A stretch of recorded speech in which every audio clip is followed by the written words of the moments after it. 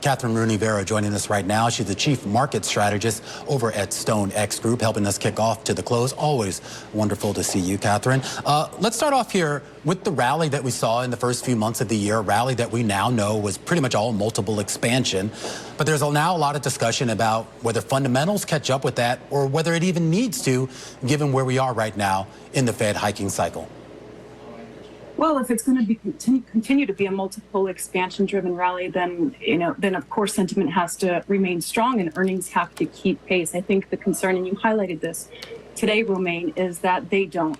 So how are we protecting portfolios? We're saying, look, momentum is strong. Inflation base effects are good, are positive. The Fed is very likely on hold, maybe one more hike. It's irrelevant. The Fed is very close to its terminal rate. So what does that mean? That means that things are looking good, and they are. So the soft landing camp has definitely gained momentum with regard to recent economic data. I particularly like the combination of productivity. We're getting that data print out this week, and unit labor costs. If that flips positive in favor of improved productivity and we have real wage gains, this is very good for the U.S. economy. So stay long equities for sure, but protect yourself. And Romaine, my top trade right now is, given that volatility is so low, we're seeing volatility on the triple Qs, the lowest since 2021. That means that protection is cheap. Yeah. So the cost for that insurance is at its lowest in a couple years.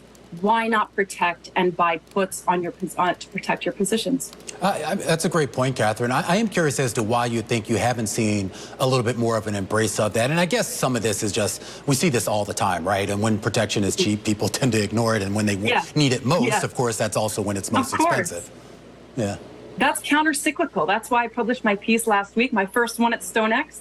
And it was, the title of it was Counter-Cyclical Portfolio Policy. And the title, I think, is self-explanatory. This is something that our governments perhaps has forgotten or fallen by the wayside. But the idea is to protect yourselves when times are good. So euphoria is setting in. Analysts are upwardly revising repeatedly. Katie mentioned this, that they have to play catch up. Fine. But the VIX is at 13. And there are a lot of headwinds coming into the fore. We are starting to see layoffs. Manufacturing is weak. Housing is going to roll over. The impact of a long and variable lag, we've all been talking about it. We have not yet seen it. So I would say that it's time to look at, in a boom, it's time to look for that cheap protection. And I'm looking at puts on triple Qs, on S&P, cash, gold. Sectors that have underperformed year to date because it's been such a bull rally and because the longevity of liquidity has lingered for so much. They are the outperformers in the next stage, which I think is economic downturn. Well, Kathryn, if you're protecting yourself in the equity market, when you take a cross-asset view, does that translate into a favorable view on bonds right now? Yes, I do think there are opportunities in fixed income. If you look at the economic cycle, and this is an analysis that we've done in StoneX in-house over the past 4 decades, of course, large caps underperform in stagflation and recession.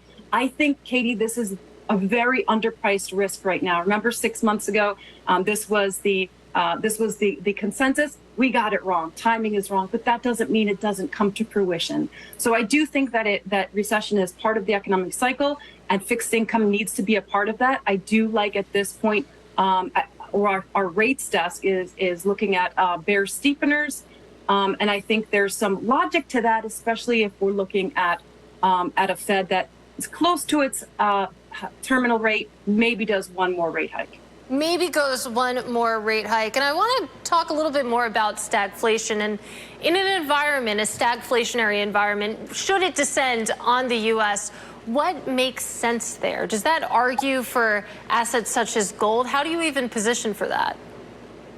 Well, in stagflationary scenarios, you can quantitatively prove, and we've done this at StoneX, that certain sectors tend to outperform, and those are the less sexy defensive ones. Those are utility and healthcare and staples and energy. So those are the same, and they share that phase of the economic cycle with recession. So one could argue we should be in stagflation now, given that we're still at growth rates that are below potential with sticky high inflation. But that has not played out. I think this year has surprised a lot of us, and it has a lot to do, I think, with the longevity, as I mentioned, and the duration of liquidity that we're starting to see begin to dry up. So we get to this idea here, Kathryn, that as we work our way through the current economic cycle, and for that matter, the Fed tightening cycle, if we do end up, as most people expect, in recession, or at least economic conditions that would warrant some type of Fed rate cut, particularly into 2024 here, how much does that change, if at all, your general allocation thesis? Well, the Fed's going to have a tough decision, Romaine, from my perspective, and I haven't heard a lot of people talk about this, but I think next year they're going to have to choose between rigidity with regard to their 2% target, and that could mean that they have to induce a contraction in consumption, or they could increase their inflation target or change it altogether. Do they cut rates before getting to 2%? They very well could. But I think that the most likely scenario is that we do see, even if it's a mild recession, we do see a rollover in what is consumption, given the long and variable lags of what I think is going to be the terminal rate of 5.5. Kathryn, always great to talk to you. Kathryn Rooney Vera there. My pleasure. Thank you, Romaine. Chief Market Strategist over at StoneX Group, helping us kick us off to the close here.